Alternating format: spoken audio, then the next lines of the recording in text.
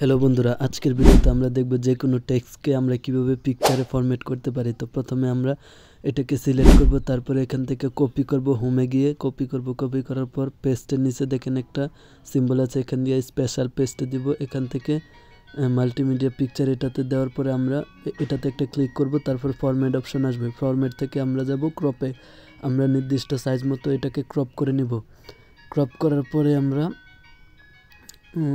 দেখতে পাচ্ছেন আমি সুন্দরভাবে ক্রপ করে নিচ্ছি। যতটুকু আমার প্রয়োজন, আপনারা যতটুকু প্রয়োজন আপনি ক্রপ করে নেবেন। তো এই লেখাটা এখন পিকচার হয়ে গেছে। এখন আমরা এটাকে লড়াচড়া করাবো। এটাকে লড়াচড়া করার জন্য আমরা লড়াচড়া করানোর জন্য ফরম্যাটে যাব, ফরম্যাট থেকে ইনফন্ট টেক্সট দিব। এটা দেওয়ার পরে আমি দেখতে পাচ্ছেন জায়গাটা যেখানে খুশি সেখানে নিয়ে যেতে পারতেছি। আপনি যেখানে খুশি এখানে রাখতে পারবেন। তো কাজটি আবার দেখেন, প্রথমে আমরা এখানে লিখব, টাইপ করতেছি। আমাদের সাথেই থাকুন। ভিডিওটি ভালো লাগলে চ্যানেলটি সাবস্ক্রাইব করতে পারেন। এখন থেকে আমরা মাইক্রোসফট অফিস ওয়ার্ডের কিছু কাজ, কিছু টিপস অ্যান্ড ট্রিক আপনাদেরকে দেওয়ার চেষ্টা করব। Thanks for watching. এটা দেওয়ার পর আমি এখানে এন্টার দিয়ে দিলাম, মাঝে স্পেস দিয়ে দিলাম। তারপরে এই লেখাটাকে আমি সিলেক্ট করলাম, তারপরে এখান থেকে হোমে যাব। হোম থেকে এটা সেন্টারে নিয়ে নিলাম। সেন্টারে নিলে মাঝে আসে আর কি। তো এখান থেকে সাইজটা আমি একটু বড় করে দিব।